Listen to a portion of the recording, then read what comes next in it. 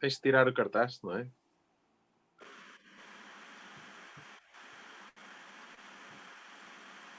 Good afternoon.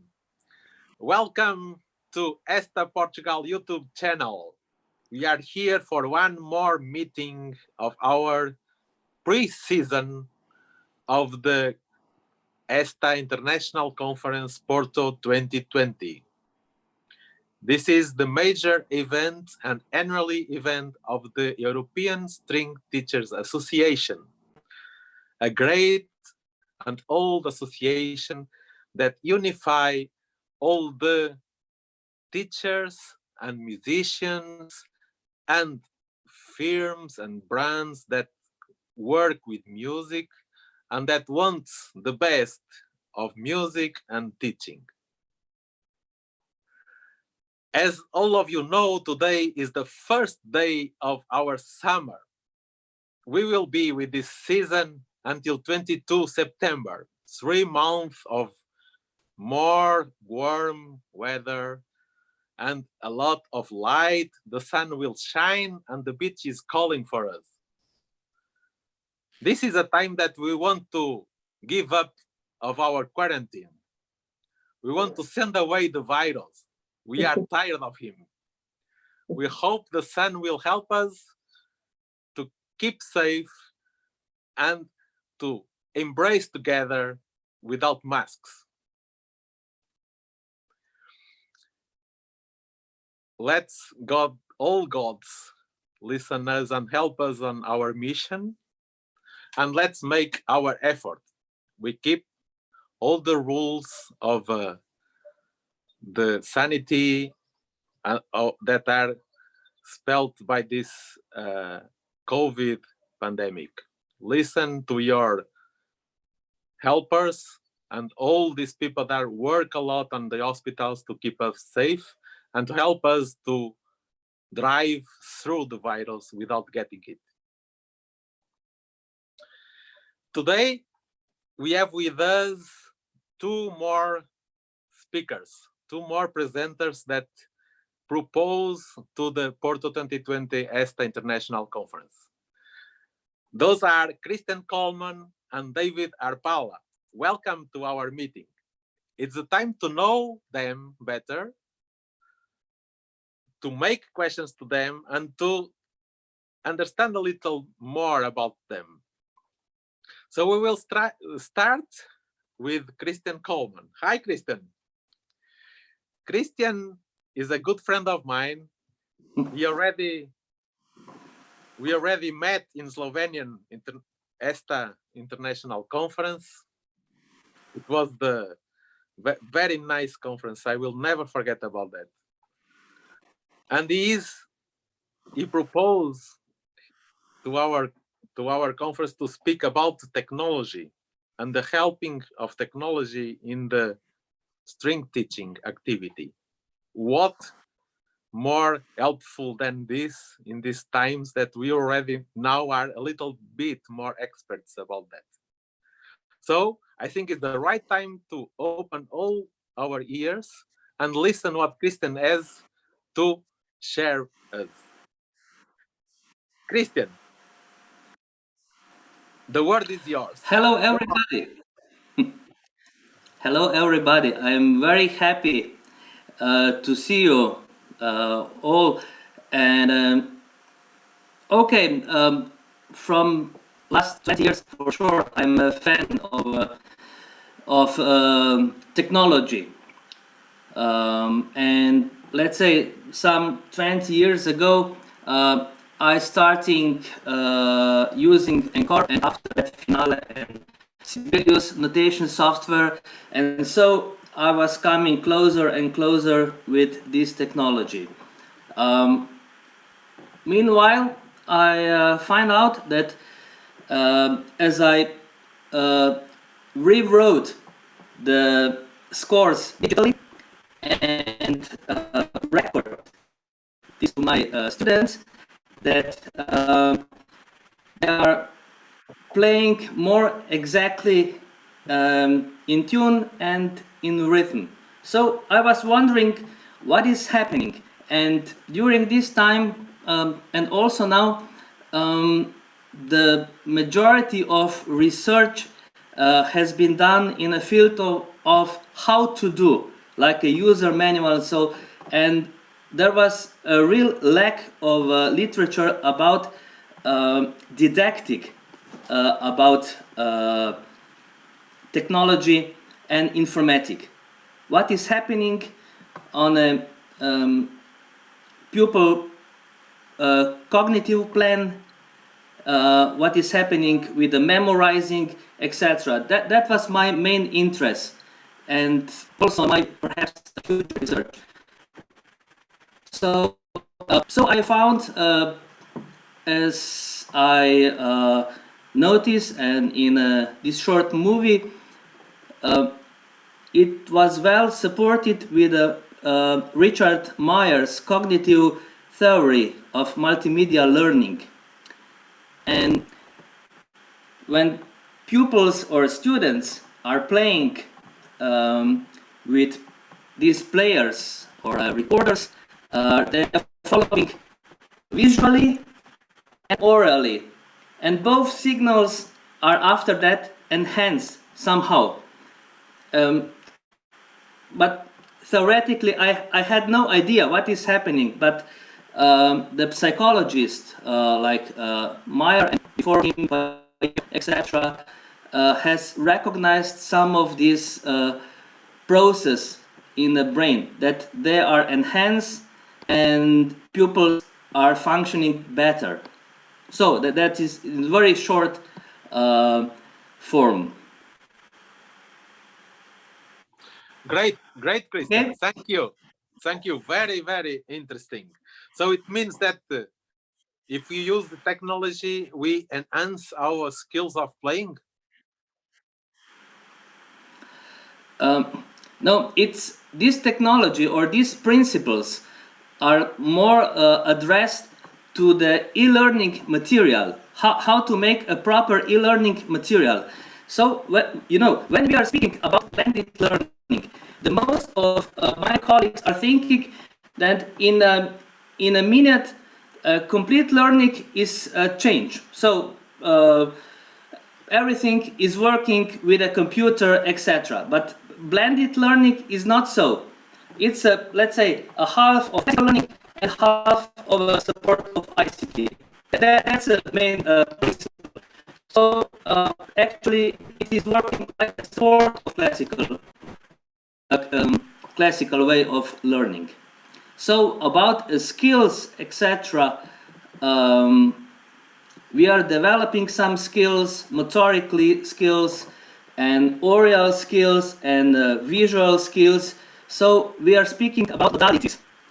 And especially in music, two of modalities like oral and visual are most important. And sometimes we forget also this mechanical or modality, but it is coming with this, and multimedia is a solution for developing all these modalities in the same time, combined together. Great. I don't know if everybody's listen well, Christian. Sometimes we listen a little cut it. I don't know if everything okay with your internet connection, Christian. Sorry, but I think it should be fine. Perhaps Okay. I should speak slow, a little bit slow. Perhaps I'm too fast. Now, because we listen some cuts, but it's not important because we understand very well everything that you say. May I make a provocative question? This kind that I like to do. You always did. You know, when we speak about computer, I always think about that. When they start to make the computers many years ago, they tried to make a machine that it's made in similarity to our brain or our capacities, but that will be much faster. So, you know, it's like God's God's creation. We make something similar to us, but better and faster. Nowadays, it's like an opposite feeling. We start to think about the human brain like a computer. We say we have memory, we have short memory, long memory, we have organization of files, and many times we listen people speak about ourselves, about our psycho skills with the comparison to the computer. What do you think about that? Once you have such experience with this kind of working and about the programming and software, new software, everything. Yes, you are completely right. In the early beginning, the construction of informatics has been of human brain and functioning and memorizing, etc. It is actually the same way. So as a plane is a mirror of a bird, or as a boat is a mirror of a fish, you know, that's the same idea in computer science. But as I mentioned, it is like a boomerang.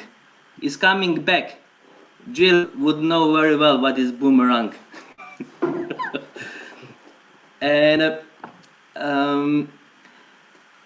I think what is an advance against computer is the right to make a mistake, as David would said.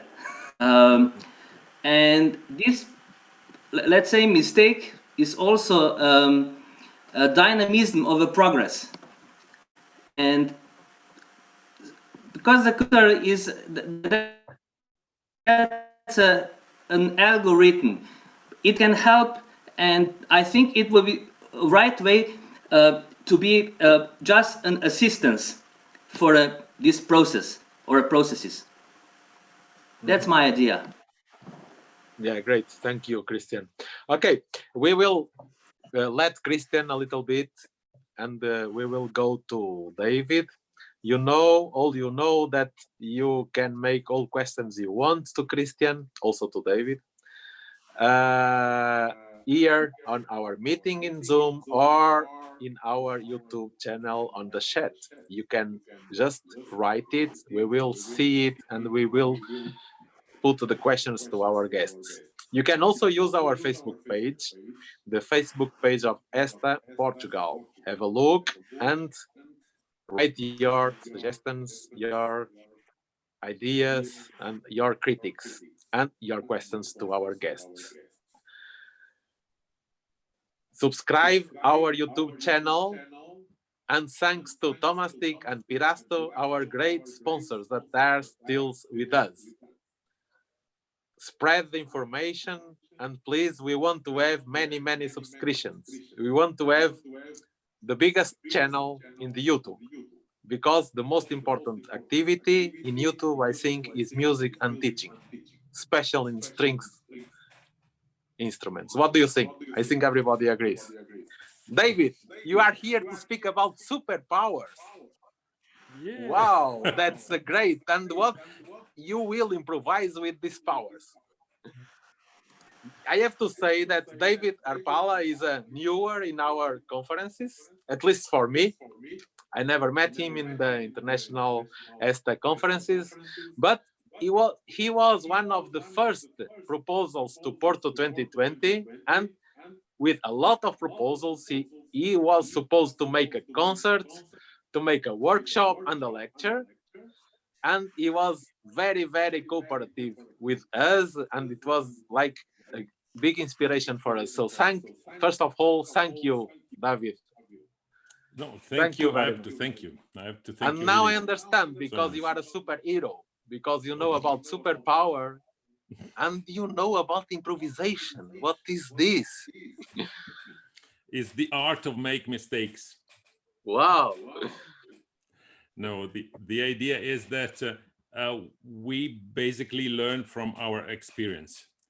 So improvisation is a way basically to do experience and not to be afraid to do mistakes.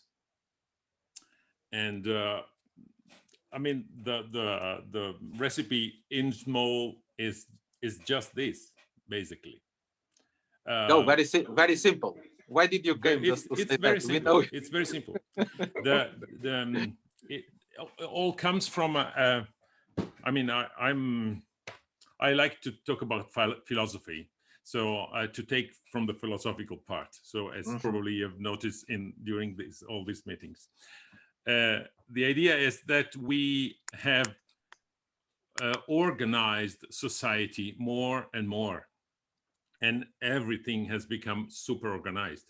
And that's fantastic on one side, because we have an incredible organization and wisdom that comes from history, from all the past, from all the things that we have done in the past. But the fact is that if we give the recipe, just the end, just the formula, we lose all the elements, the emotional elements that was able to create this knowledge. So the problem is that if we don't connect the knowledge with the emotional part, that is to say, to our experience, we may learn as a, let's say, soldier. Forgive me, this is of course a generalization, but we learn the rules, but we don't know why the rules exist in a way.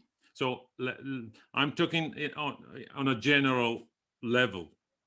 So that's not to say that everything is wrong. Absolutely not. We are living in a fantastic world with a lot of facilities and fantastic things. So absolutely, this is important. But it's also important, I think, to give everyone the opportunity to do mistakes, to try themselves what they can learn from the experience.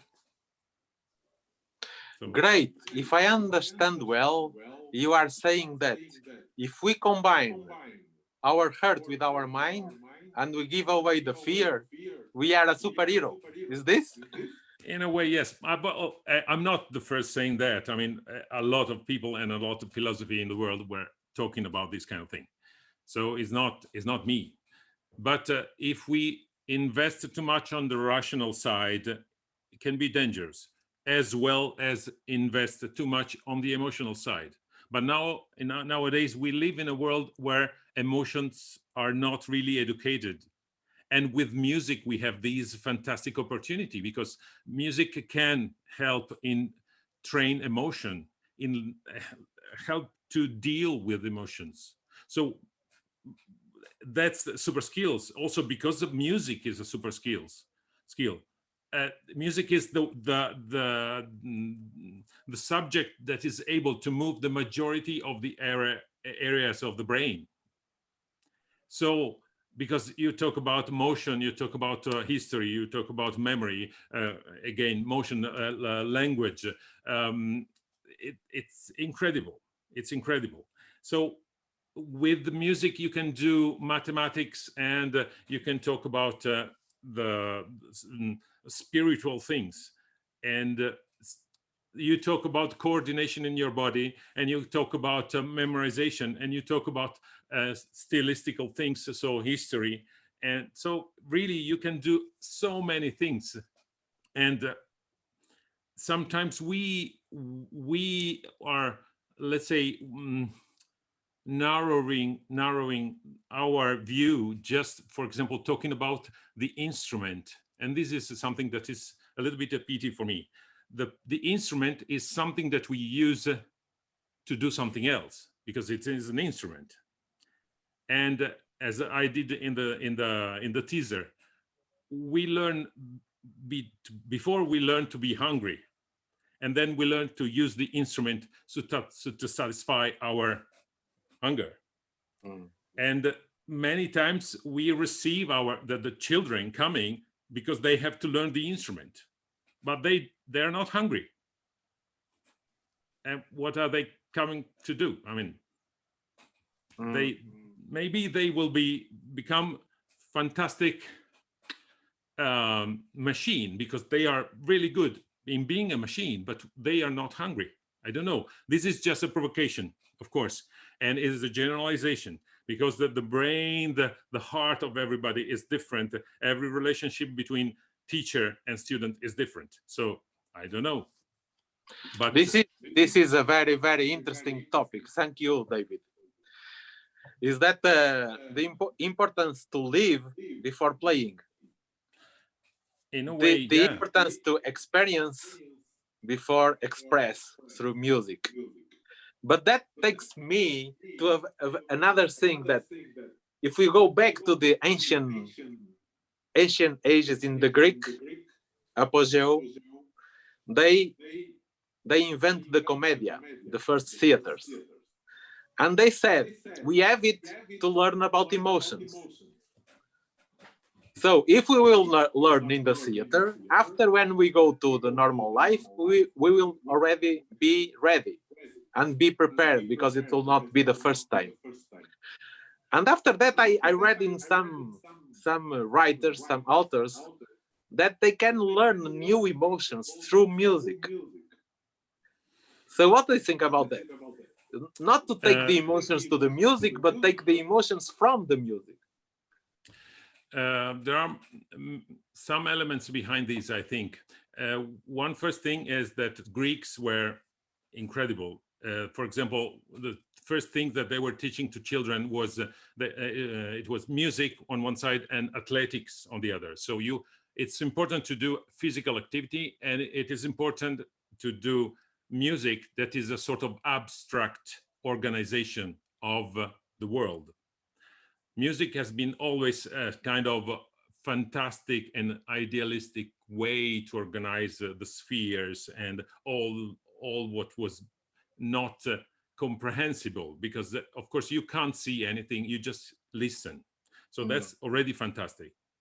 And this is also leading to one reflection. We put a lot of investment in reading, so using visual aspect, and sometimes the oral aspect is weaker, because since the first moment in which we teach someone something about music, we teach about read a note on the paper and reproduce the note. So it is very much visual, and sometimes it is lacking of the other side.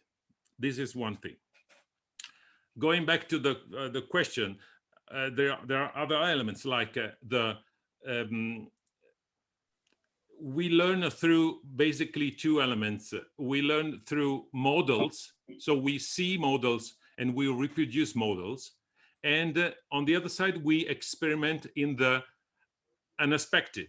So unexpected, that means that we try new things, and the synapses in the brain, they connect and they verify, this is good or not. No, it's not good. So, okay, away. Another one.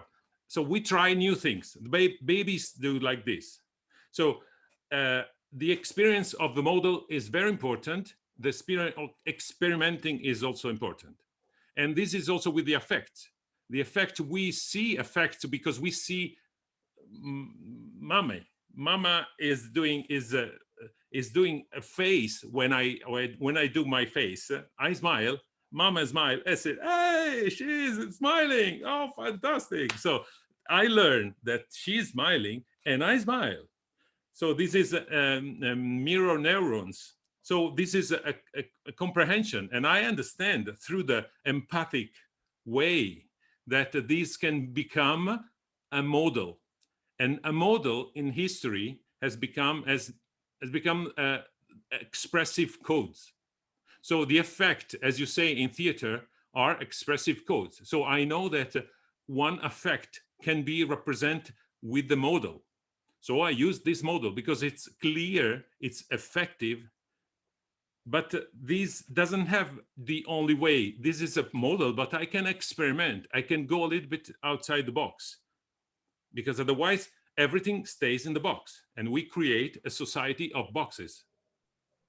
So it's very philosophical. It's complicated, you know, but I think that somehow in our teaching we have to make this philosophy or a general philosophy become a little bit more, of course, concrete with our students. And after saying that, I say, I don't know. I know nothing. It's so complicated that I'm discovering every day things. So I don't know. I would say not complicated, it's complex, but very interesting. Yeah. We should be curious about this world. And you know, that remembers me one of last meetings we were it were with us Pedro Alcantara. He's here with us today. He was speaking about improvising, about creation. We can be creative by improvising movements. He was, I don't know if you use this word, improvisation. Are you agree, Pedro?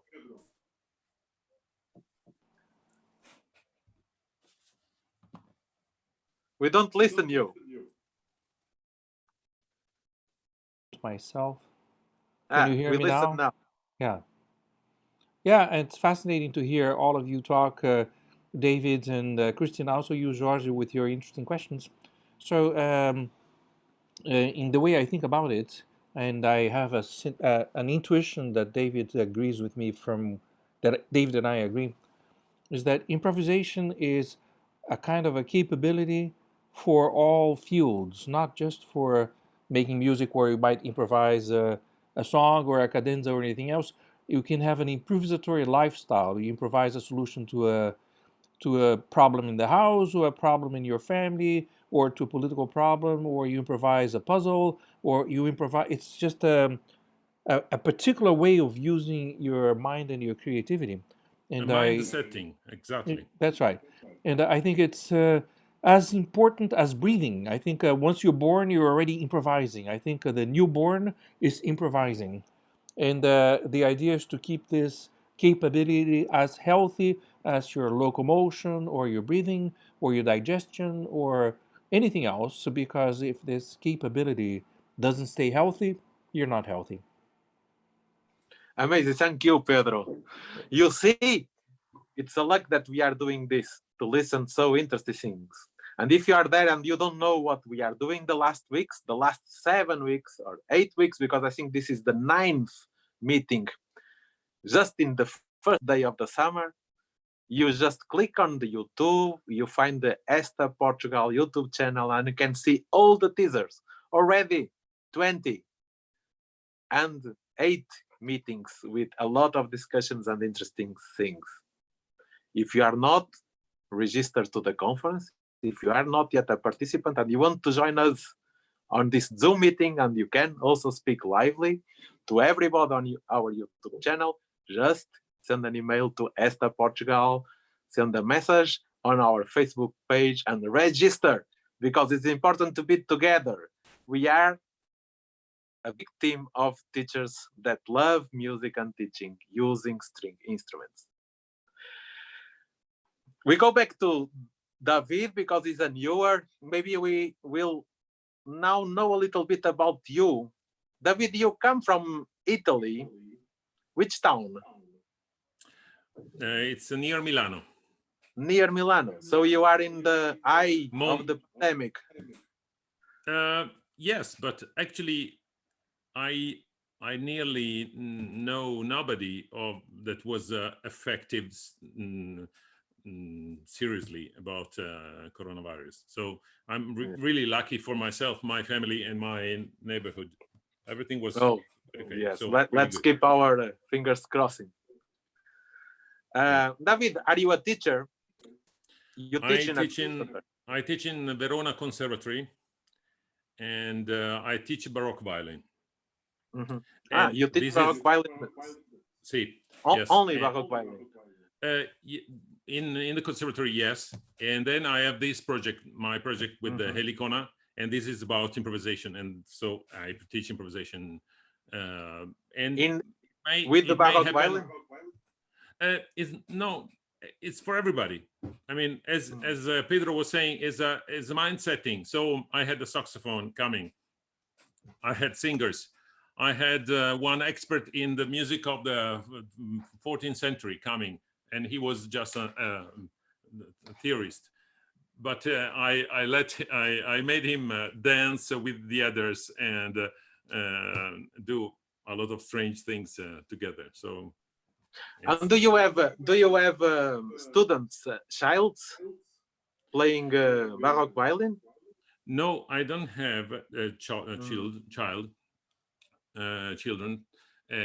playing Baroque violin with me. I have maybe people that are let's say professional, or they want to have these the professional career, and someone that do it for fun, let's say amateurs that want to spend their really time in violin. They're really passionate and they work in this. But so in Italy, do you have the historical performance bachelor, or is a master? Yes, yeah, there is a bachelor and master. Yes. So with like 18 years old, you can start to learn Baroque violin. Yes, there are people actually. The one student that I have that is professional. Actually, he started directly when he was a kid with the Baroque violin. So now it's very interesting. Yes, he comes from a family that after 20 years, he should start to search to the third bow like the old violinists. Yeah, that's very interesting, because actually this is what is happening. We run history backwards, and sometimes this is not working. So let's say it is very interesting to go in one point. You decide which is the point, and then try to do the same step that history made, and also the aesthetic progression. So you learn that you need to change because there is something that is not, let's say, working, or the aesthetic is changing. So you like to do a change, and you follow with the technique. You follow with the change of the instrument. For example, the end of the 18th century is incredible. It's so important because the invention, the industrial revolution, put in the aesthetic a cell with an incredible power. So the idea that I can reproduce one element, reproduce perfectly after.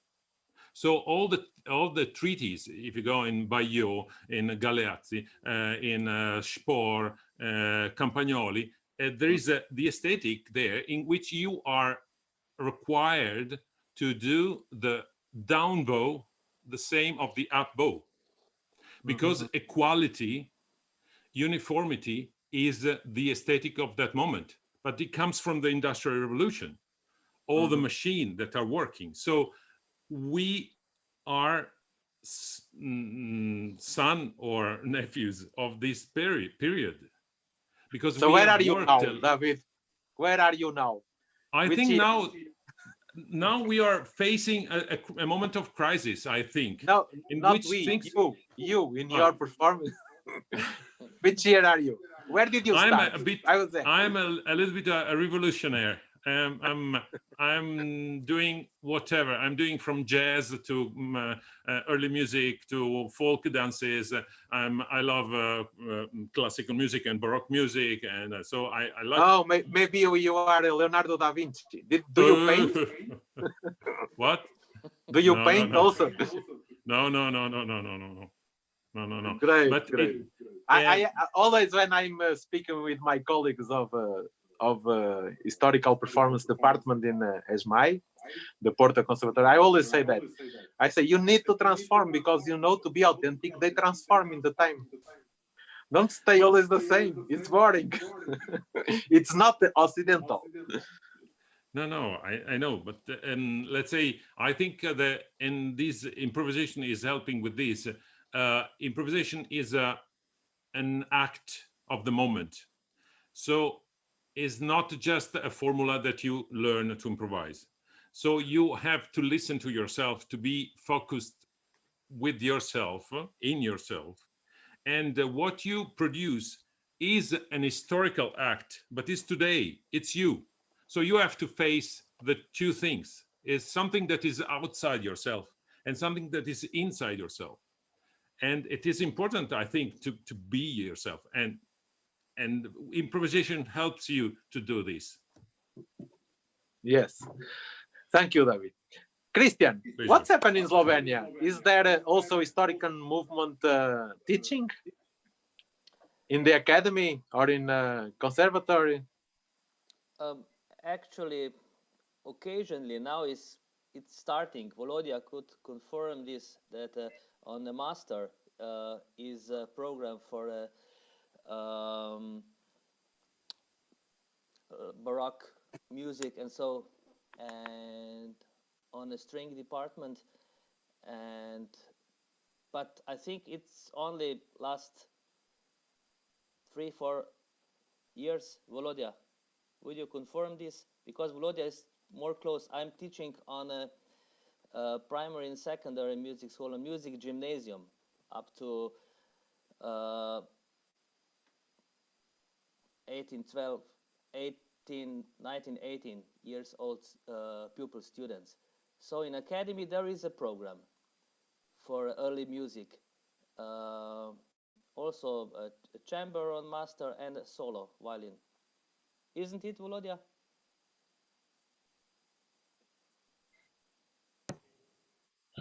Do you hear me? If you hear me, yes, in our music academy, it was long time Baroque music not educated as special separately, but now we have quite a lot of possibilities, and even each year we have some projects with Baroque orchestras, and our string students, they are obligated to play these projects with original bows, but this is maybe 5 or 6 years now. This means it's still the beginning, but there were some very nice projects in this way. So this means our students, they play normal violin, viola, cello, and bass. They are now also more familiar with technique of Baroque bow, and at these projects we have some guest professors inviting all the time. They have some master classes about, and the main it is our harpsichord professor Egon Mihailovic, who is quite very involved in discovering different Baroque music from French, mostly early Italy and other parts of Europe. So in the past years, we really learned a lot of new music. For us, new music. It exists for so many years, but it was not discovered. So, many of our students, also from my class, they were involved in these projects and played already quite a lot in. And each summer in July, since 5 years, it is one masterclass for it, organized by our music academy. But I'm not sure if this year will be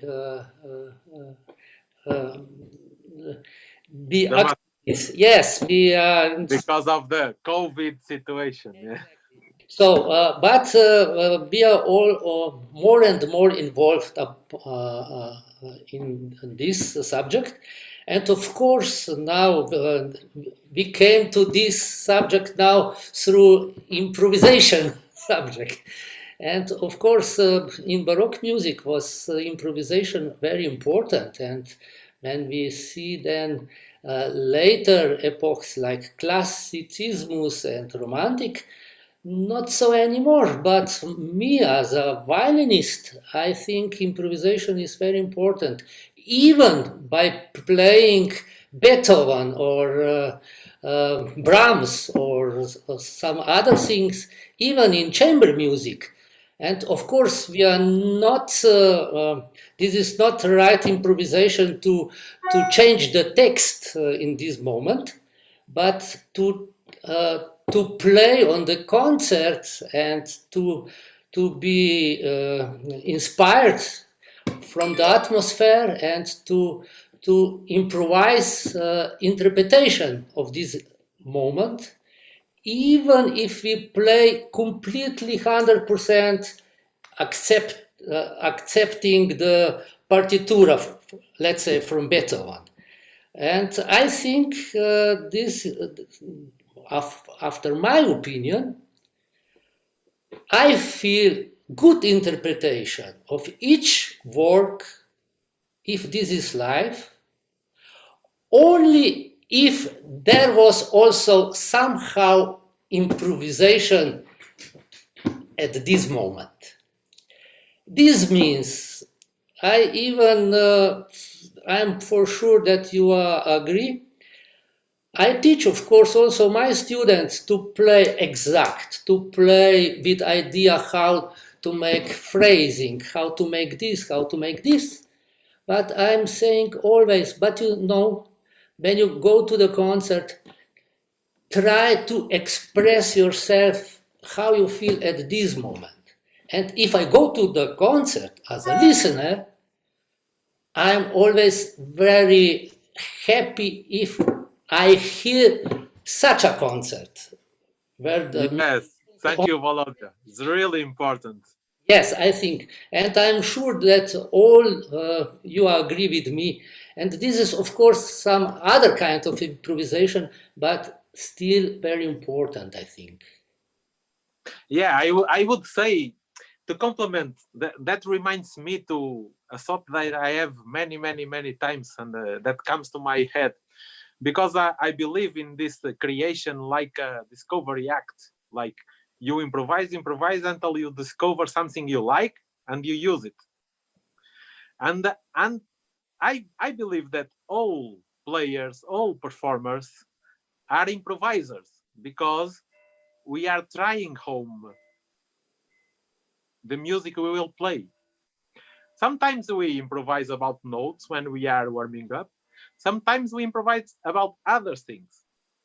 And mainly when we speak about improvisation, we speak about improvising notes, but there are improvising agogica, or improvising dynamics, or improvising quality of sound, or improvising different colors, or improvising new ways to say the same notes.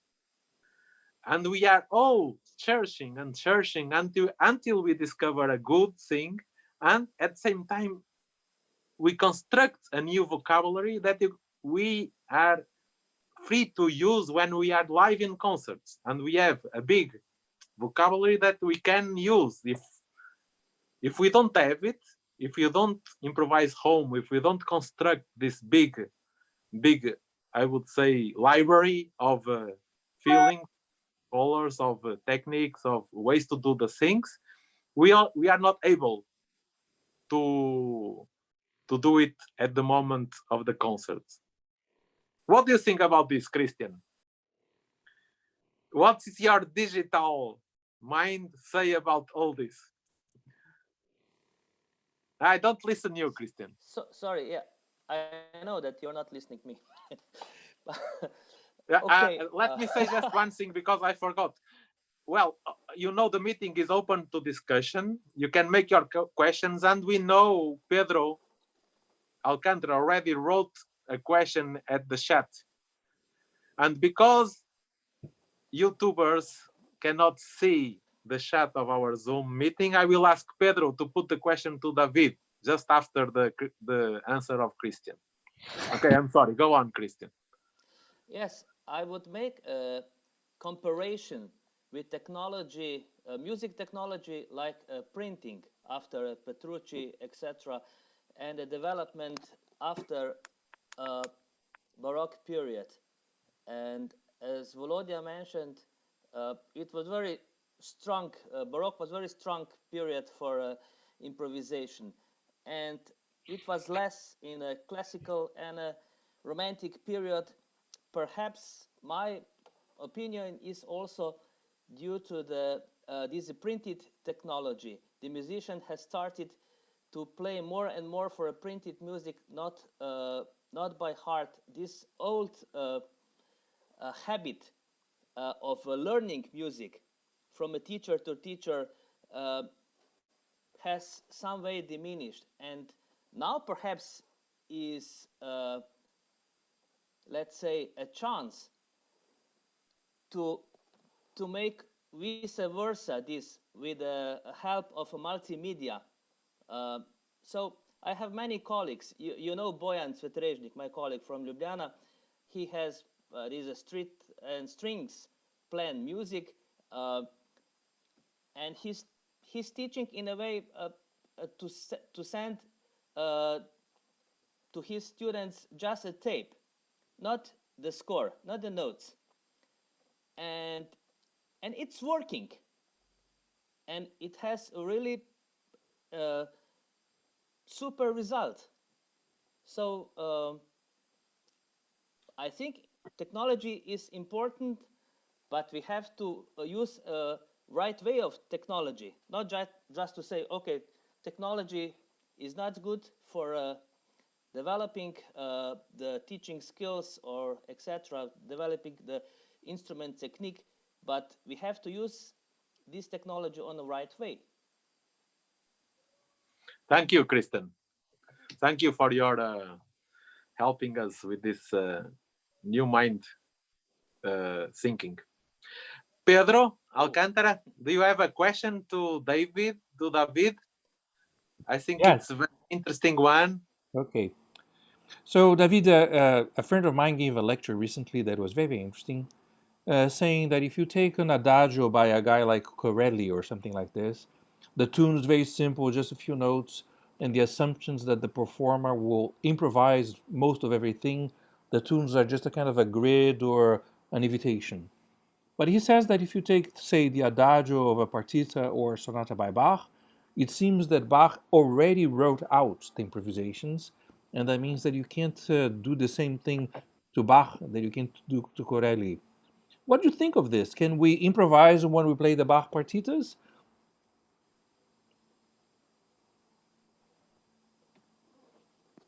Sound. David, are you there? Switch on sound, David. Davide. Unmute. He is using a Baroque microphone. È vuoto.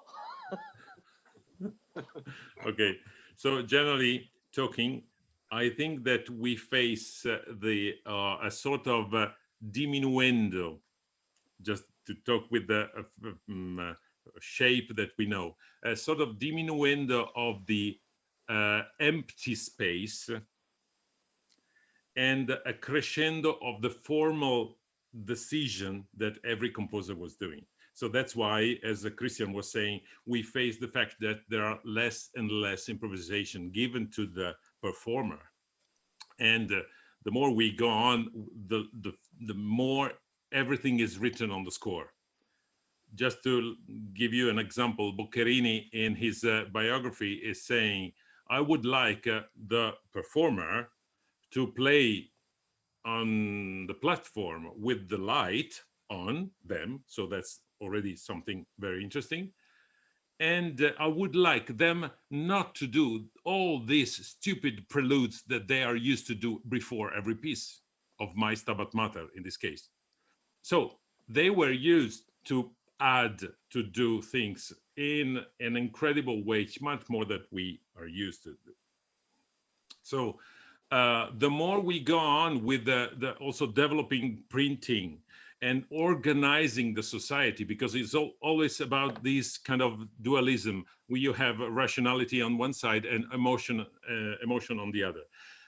Everything is organized more and more. Then put this element, Italians and Germans. already you have quite a different thing. An Italian would leave everything and you can do whatever you like. A German would say, no, here is better to do this. Okay? Not to say against one or the other. It's just a stylistical thing. So Bach actually was so in charge of what he felt and how was the good taste of organize a diminution that he was already writing a lot of things, definitely. So you in fact, one of the exercises that can be very interesting with the sonata in partita is to take away all the diminutions and to find where is the skeleton of the music. So this is one of these elements. If you do Corelli with the Bach style, you will arrive to a similar things actually. So the things can be compared exactly in this, in kind of this mentality. But considering what we heard about Boccherini, who knows if they were also improvising something else. So Bach is already full, so there is not so much space to add. But I wouldn't be so strict if you have a trill sometime or another diminution or a bridge between two movements. If you are feeling that this is a good taste, respecting the meaning of the composer, why not? In fact, one of the point is improvisation is doing whatever you want because you just feel to do it. No. You do experiment, you do mistakes, but you try out solution.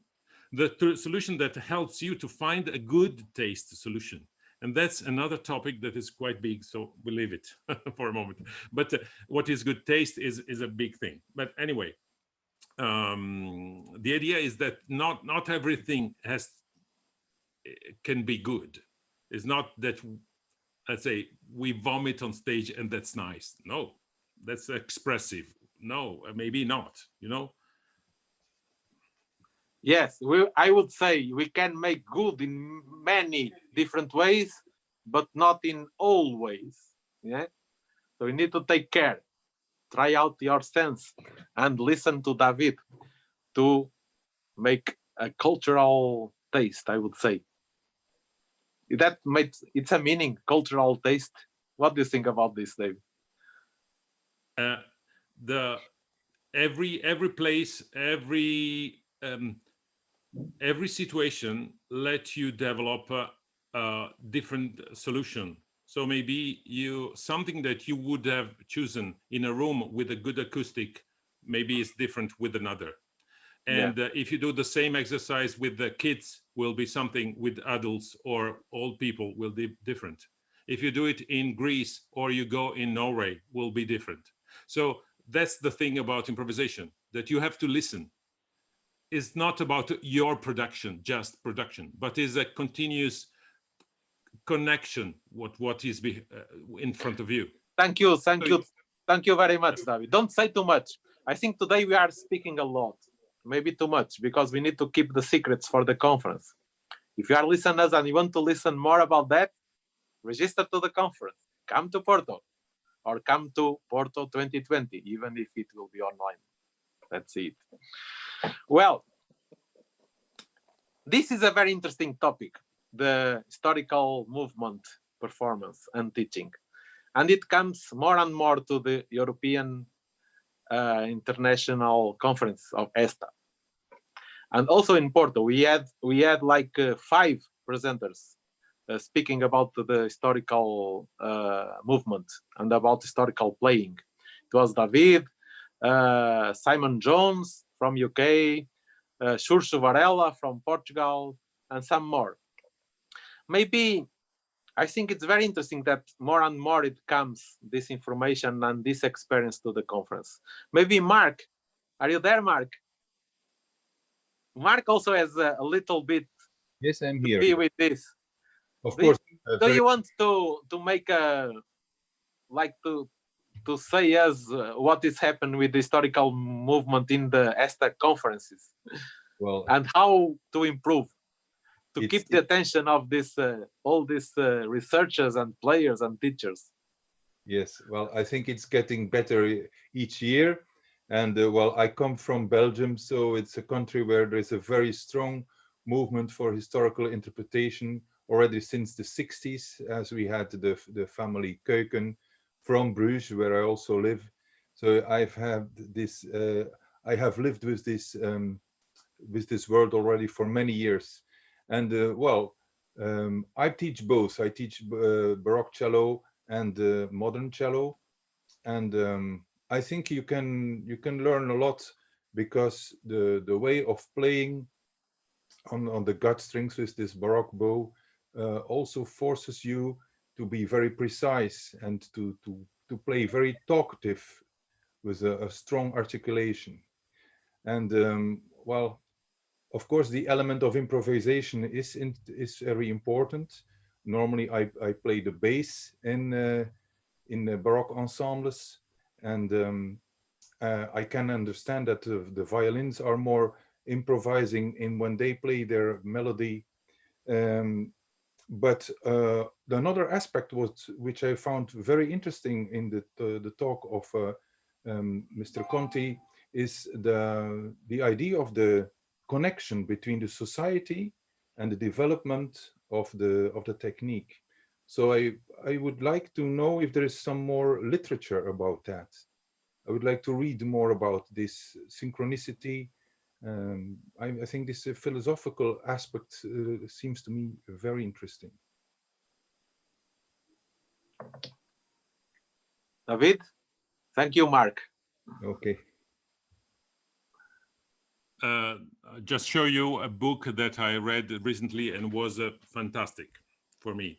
It is related to Baroque music and the Baroque period. Well, no, a passage between Renaissance and Baroque, especially in France. But because my approach is a multidisciplinary approach, I think it is very interesting because it talks about all the situation that is behind music.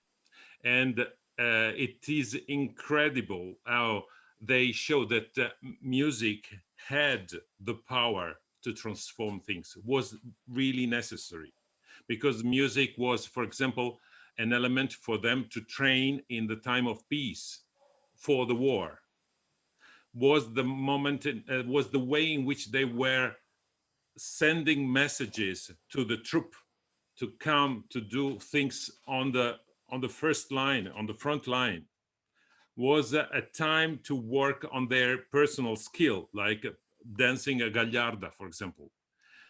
So it was a way in which diplomatically they were setting the combination about two families or someone come and visiting. So the fact that you set an opera is not just for beauty, is to set that you are the owner. Don't come here and make a mess, because otherwise I will kill you, for example. So the kind of mythology that is taken to represent the elements are connected with the political situation. So it is so incredibly connected.